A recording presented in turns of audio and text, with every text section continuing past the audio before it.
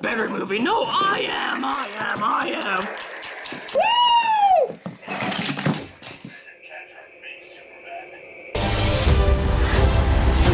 Welcome to the Oasis. Today we're going to be talking about Ready Player One, the new film from Steven Spielberg that combines VR and pretty much every single nostalgic thing from the 70s till present day. Briefly, let's just say what we both thought, because Mike, did it live up to the hype? I will say that it may not be a new Steven Spielberg classic, but there is still a lot to talk about. First off, I do want to say that the Oasis is about 80% of the film, which is pretty interesting and unique because it's about a movie where they go into the Oasis submerging themselves into a different experience. And so thus the audience goes in watching the Oasis viewing a different experience than what we all thought. And is that a good thing? I think it's pretty entertaining, but... Well, I did not like the movie. Oasis was the brainchild of James Halliday. Hello. The whole point of nostalgia is wanting to return to a past time in your life where things were better or things were, in your opinion, happier, or even like a euphoria of the happiness of your past, and specifically with this movie, your childhood. The thing I kind of find a little backwards about that, and is why the nostalgia part of this movie didn't appeal to me. There were a lot of things that didn't appeal to me in this movie. That element of, let's bring, and this is just a comment on like a lot of things coming out today, like with Stranger Things, and like with La La Land, and like the grand scheme of what nostalgia can do. I personally want to stick to the things that are actually nostalgic versus using nostalgic elements in present time, because that's really what it is. From the very introduction of the film, I did find it interesting, but the moment I started to love it is the first chase with King Kong and everything, and you actually get a good set piece, a good character piece, and you get to introduce all these cool nostalgic elements.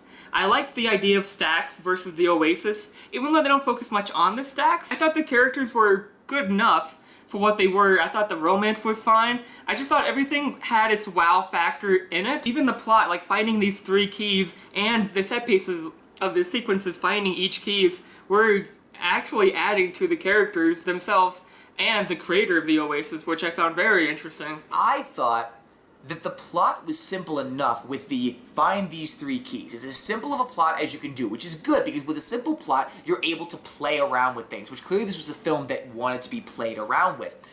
But the playing factors didn't necessarily work for me because stuff that was supposed to be built up wasn't built up. I thought they were really simplistic. I thought they were really bland, and I thought that what they actually did for me was make me think back on the simplistic characters of 70s and 80s movies and actually admire how complex they were. The one that I cared about the most was the one who was already dead and who's the creator of this big game, and all these things that are going on. Like all this plot-related stuff is going on, but you can keep pushing me through stuff. Like, look at this, look at this, look at that, but it's like I'm on a conveyor belt just looking at stuff. I think it actually serves the plot and the story with the characters in it. Like, everything is unique in its own way, in my opinion.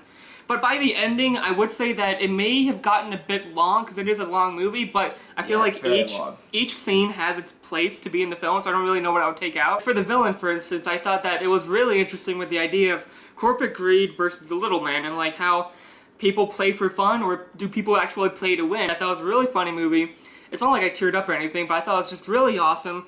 I love the message at the end with Holiday. I thought that was terrific, and I really admired the film for that beauty, nostalgic piece that it had within it. I think the thing is that in a film that was so expansive in the visuals, I didn't feel like my mind was expanded. Like, the corporate greed, creativity, playing for the fun of it versus playing for the money of it, competition. There are so many things that are brought up in the film that aren't bad themes. That's why they're called themes. Somehow the film is sort of proving its own point in like a reverse way. See, that's what I was thinking going into it. I wasn't gonna like it because of that. It was just gonna be a bunch of nonsense. But by the end of it, I was like, no, I really liked it. Why shouldn't I not like it? Why aren't the trailers as promising as the movie is, at least for me? Just visual spectacle for no substance. That's Michael Bay, or even I would even say that's Avatar's business. Even though the CGI does serve the story, I would say this is a really good representation of characters in a CGI atmosphere. I think that's why I really also disliked it, because Spielberg is not James Cameron or Michael Bay. But this Better movie, than The Post, I'll this say movie, that. this movie for me made it feel like he was becoming that. Not that he achieved Transformers peak level. That element of because you have to serve so many people for a certain reason, you're gonna lose some. You're gonna lose some in order to gain the masses. In order to gain the masses, you can't appeal to one specific thing, and that's sort of an interesting element. It's the one element I did find interesting about this, with the exception of a couple of scenes that I won't give away. I love the Alien, The Shining, and the Terminator 2 one. Clearly, this is our most divided film that we've seen this year. However, one thing I will say is that when I saw that first trailer, and I had an impression, and it was more of a negative impression, and I saw a second trailer, and I saw all the positive reviews, and I was like, okay, maybe it's more of a positive impression. That first impression I had about the trailer was correct. I saw it for the first time at a screening in IMAX, and while it wasn't breathtaking, I was delivered on the wow aspect of it. Yeah, I mean, reason. the thing is, if I even liked it a little bit, I would say see it on the biggest screen possible. Because I didn't like it at all, I would have actually been upset if I had paid for it versus us using MoviePass on it. So my grade is a very iffy accept as a gift. Because if I personally was going to watch this again, I definitely would watch it like if it was on a streaming service. But I'll say accept as a gift because I think that there is something in it for different people, and I'm kind of in a minority with people who didn't like it. And I also will say, the reason I also say accept as a gift is because you could still watch it on a big screen. Not the biggest screen possible, but because I didn't like it, I can't recommend seeing it in theaters for someone who would like it as much as me. But that's sort of my To give you the take. full view, I'd give it an A-, 8.5 out of 10, and a very enthusiastic full price. Alright, that's kind of how it fell for us. So as usual, before you go see a movie, check in with us first. Thanks for watching. Bye.